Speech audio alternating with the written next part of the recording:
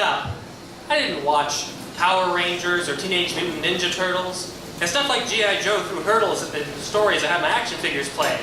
But the first day my dad put on old episodes of Star Trek and that haunting introduction played, I was swept up in transport arrays and lost among the final frontier.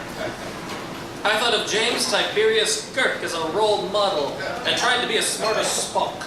And when Next Gen came on, I balked at Wesley Crusher. Here's a kid in outer space. That's my place. That's my groove. And how groovy would it be to explore the galaxy?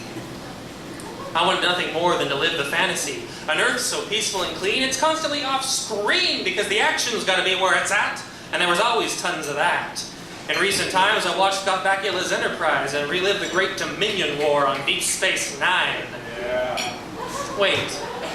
So even though Earth was fine, once you got far from home, you could become a drone in the collective, or shot by a defective Romulan disruptor left lying around the middle of Galactic East. Hey, remember the Klingons? Those ferocious beasts so caught up in honor and blades, and are rolled with plasma grenades and phaser rays, which can, to be fair, be set to stun, or cranked right up if you really want some fun and turn a human being into an expanding cloud of hadrons. Hey, where can I get one?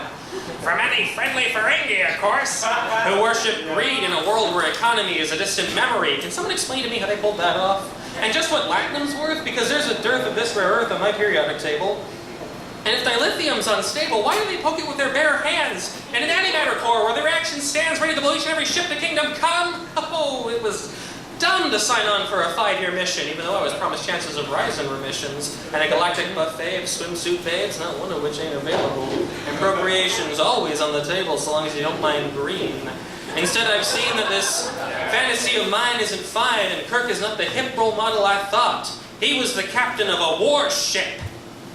And though the tone was always hopeful and the lessons benign, I can't find a single shot of Earth in their black skies.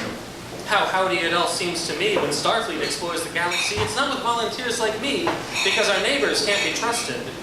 And though the hulls can't be rusted, the prime directive is clear. The Federation does not rule by fear. It is a utopian's democratic wet dream. But even utopia has a navy.